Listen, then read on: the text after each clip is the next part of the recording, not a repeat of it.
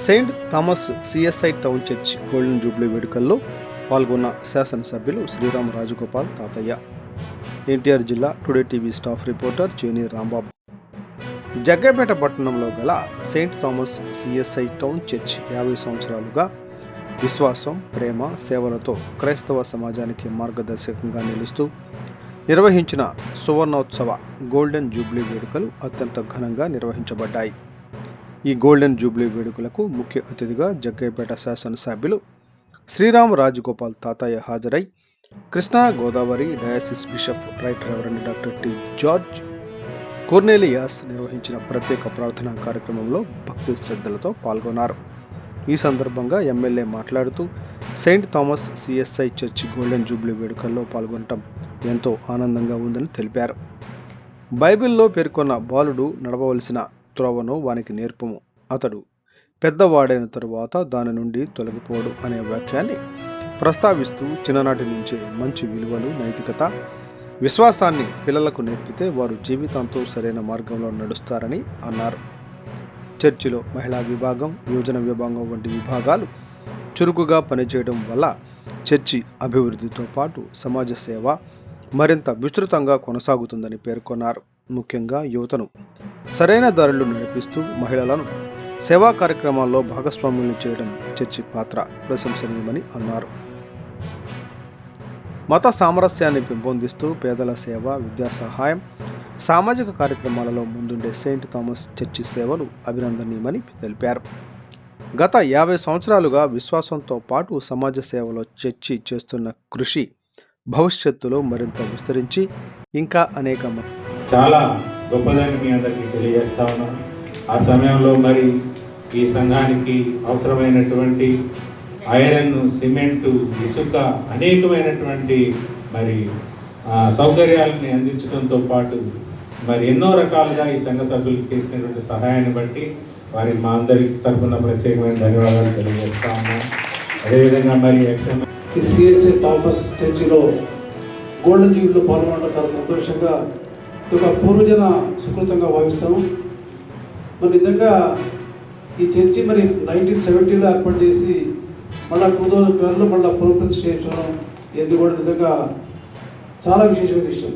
నిశ్చయంగా ఈ కార్యక్రమానికి బిషప్ జార్జి కొర్నల్ గారు, అదేవిధంగా ఫాస్టర్స్ పేరు పైన ఉదయపూర్వక నమస్కారం తెలియజేస్తూ, మరి నిజంగా ఇందాక పాట పాడినప్పుడు ఈ సంఘంలో మరి దేవుడు నిలుచుస్తాము, దేవుడు ఉండుస్తాము అన్న మాట నిజం. ఎందుకంటే ఎక్కడ పడితే అక్కడ ప్రేమ ఉండడు.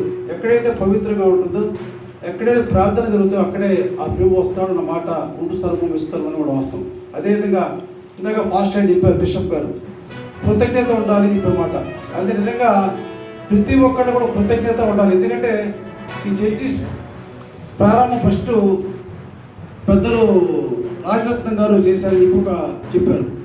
రాజరత్నం గారు సభ్యులందరూ కలిసి నిర్మాణం చేస్తే వాళ్ళందరితో కూడా వాళ్ళ పట్ల మనం కృతజ్ఞత ఖచ్చితంగా ఉండాలి. అదేవిధంగా ఆత్మ పరిశీలన, నిజంగా వాళ్ళు ఏ ఉద్దేశంతో ఈ మందిరం ఏర్పాటు చేశారు, నిజంగా ఆ విధంగా మనం చేస్తున్నామా అని ఒక ఆత్మ పరిశీలన.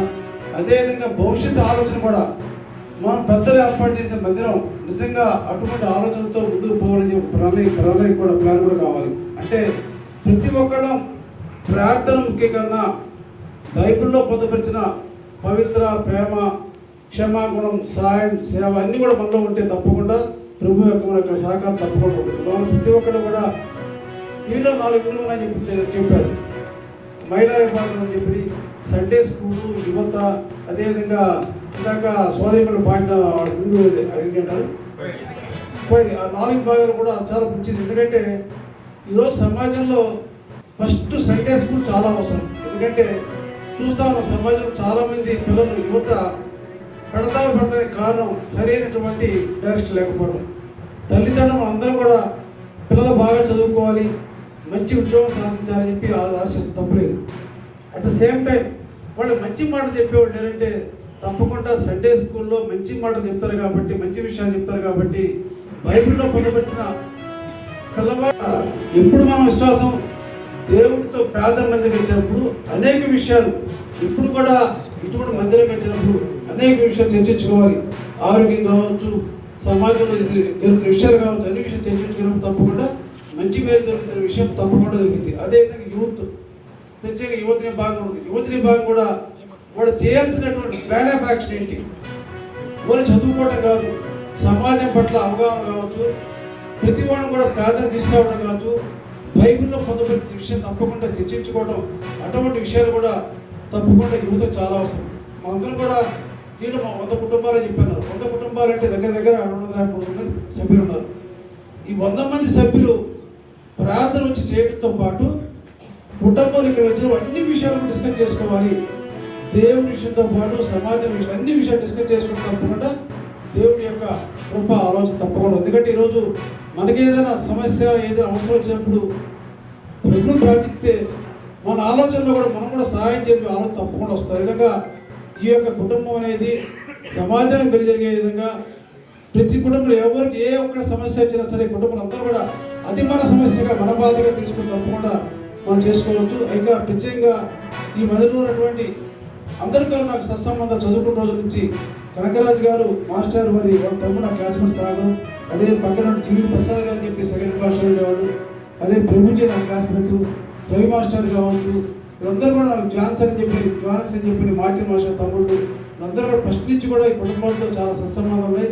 మనందరం కూడా ఒక మంచి సమాజం ఏర్పాటు చేయడం కోసం ప్రార్థనతో పాటు పవిత్రతో కూడా అదే సహాయం కూడా మనలో ఉండే విధంగా ప్రతి ఒక్కరు చేయాలని చెప్పి ఆదిస్తూ, అదేవిధంగా బైబిల్లో మాట అంటారు, ఇదే ముందు తొందరపడాలట, మాట్లాడే ముందు జాగ్రత్త నిదానంగా ఉండాలట. అంటే ఏదైనా విన్నప్పుడు వినాలట, కానీ మాట్లాడే ముందు తొందరపడకూడదు చెప్పే మాట. ఎందుకంటే సామాన్యంగా చాలామంది చెప్తుంటారు వినాలి, కానీ మొత్తం పూర్తిగా తెలియకుండా మాట్లాడకూడదు. బైబిల్లో పొందబడిన మాట. అటు ప్రతి ఒక్కరు కూడా అటువంటి ప్రేమతో, త్యాగంతో, సేవతో, పవిత్రతో ఉండాలని చెప్పి ప్రత్యేకంగా ఈ గోడ చూపి బిషప్ గారికి, సంఘస్థులకు, సేవకులకు అందరికీ పేరు పైన ఉదయపూర్ నమస్కారం.